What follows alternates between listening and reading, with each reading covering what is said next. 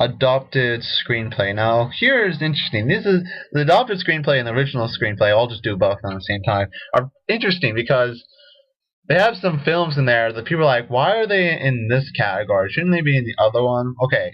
Yeah, for example, adapted screenplay, we have 127 Hours, Social Network, Toy Story 3, True Grit, and Winter's Bone. In this case, I've seen all 5 of them. Now, the one that people got questioning was Social Network, which was actually based off of a book.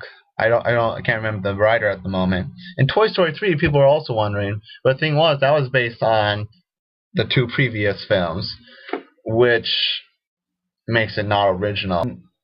True Grit, of course, was based off of a book. I don't know about Winter's Bone, though, so don't ask me about that. Now, in the 2 screenplay categories, I'm going to mainly talk about how well was the script written. How believable was the dialogue. And in this case, see, it's really kind of close between, for me, Social Network and 127 Hours. Because you listen to the people in the Social Network, and you know what they're saying is not bullcrap.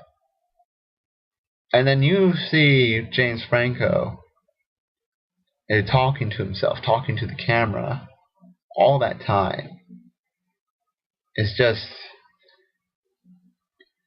it felt real to me. It felt like, I was like, man, this guy is actually going insane. Like, it wasn't pulling your foot or anything. You knew it. So I would have to go for the Social Network on this one. Mainly because of the jargon they used and all the dry, sarcastic wit that was used. In original screenplay, we have Inception, The Kids Are Alright, and The King's Speech. And the funny part is that The King's Speech was actually based on the biography of the duo, so I don't get that part as well either. When I saw The Kids Are Alright, it was okay film. But what really I liked about it was the script. Because they talked like real people, and not just like Leonardo saying, this is what a dream's all about, and oh my god, Mal is so depressing me. And in this case, I'm going to give it to The Kids Are Alright, because believable dialogue makes it for a believable story. Animated feature. Okay, so I'm sure a lot of us were surprised when Despicable Me didn't get it, and The Illusionist did. I haven't seen The Illusionist, but I saw The Triplets of Belleville. I liked that film, even though they said that all Americans were fat, or in the mafia, which I'm neither. So, of course, I'll give it to Toy Story 3. Not that there was anything bad with How to Train Your Dragon. I loved it. I'm glad that Pixar's finally going away from the pop culture referencing. That was getting really annoying. So I'm glad about that. Director. Now we get to the interesting things. Okay, director. It's funny because a lot of people are saying Social Network. David Fincher should totally get it. And I don't know how I feel about that. Because I think it should go to David Aronofsky, because it was such a great concept. It was well directed, well driven. I was hooked on it for a long time, so I want to give it to David Aronofsky.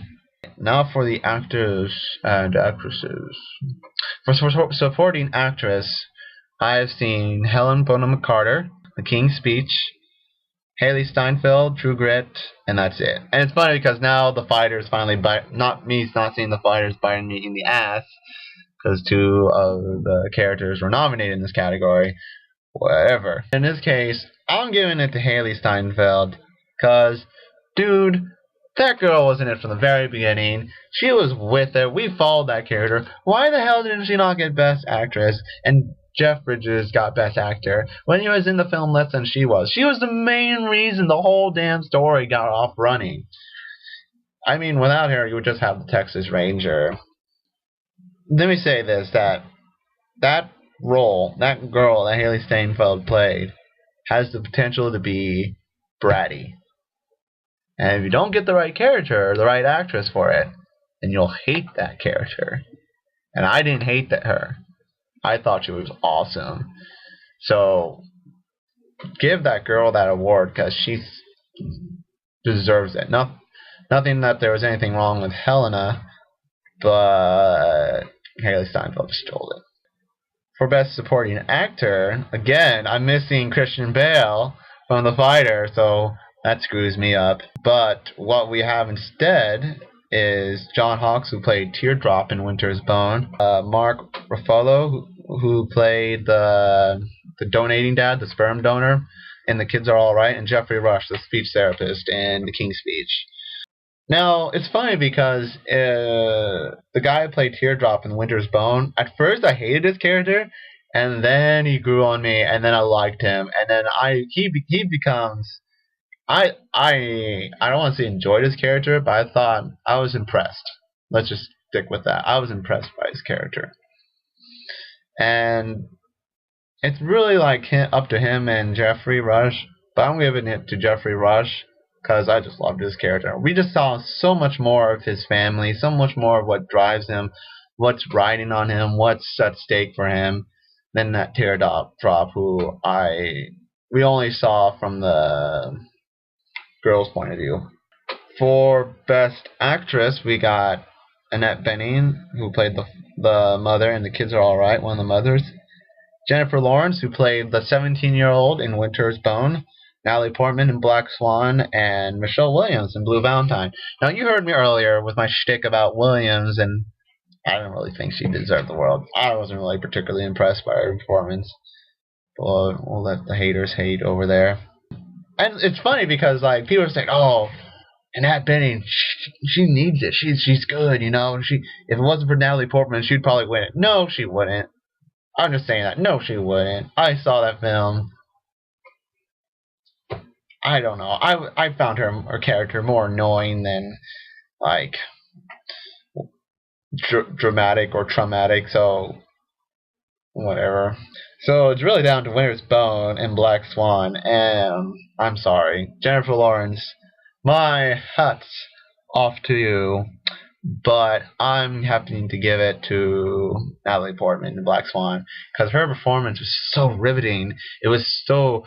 It pulled you in. You just felt for this character, and you went through her mind as she saw crazy things going on. Like the scene where she kills Barley Kunis. I thought that was real. And when there was no body or anything, I was like, holy shit, this is awesome. I just loved her character from beginning to end. Best Actor...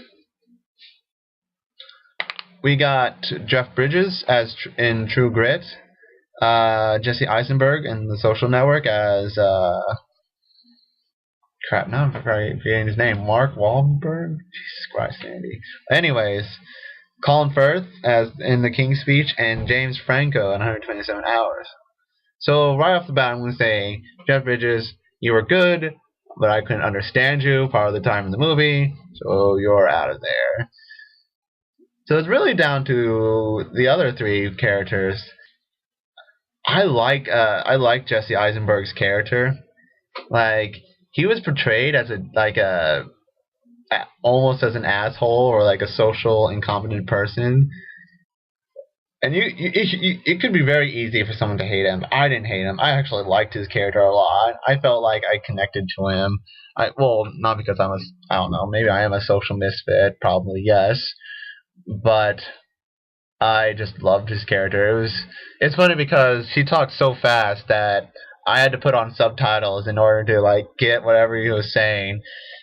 But his portrayal was pretty awesome. James Franco though, oh my god. I read an Entertainment Weekly review of that movie, 127 Hours, and it was like, never in all your life have you hoped so much for a person to cut off their own arm. And it's so true. Seeing James Franco just struggle through that cavern, through that damn rock. And spoilers alert, but like once he gets off it, he's like, "What's going on?" And then he takes out his camera and then takes a photograph of the Rock that has his arm still pinned to it. I was like, "That's a badass mofo right there. He does not take shit from anything." He's like, "Yeah, I just cut off my own arm. What are you gonna do about it, huh?" That's right. I am so tempted to give it to James Franco. Believe me, I am. But I just was so moved by Colin Firth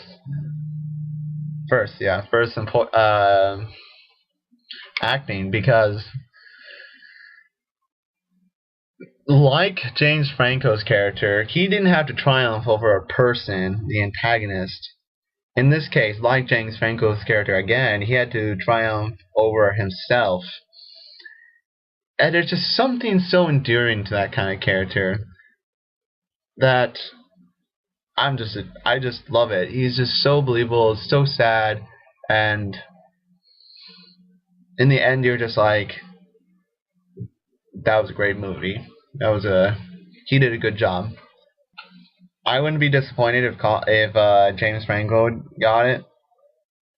I would be very happy actually. But Colin Firth, if I were to choose, I would give it to him.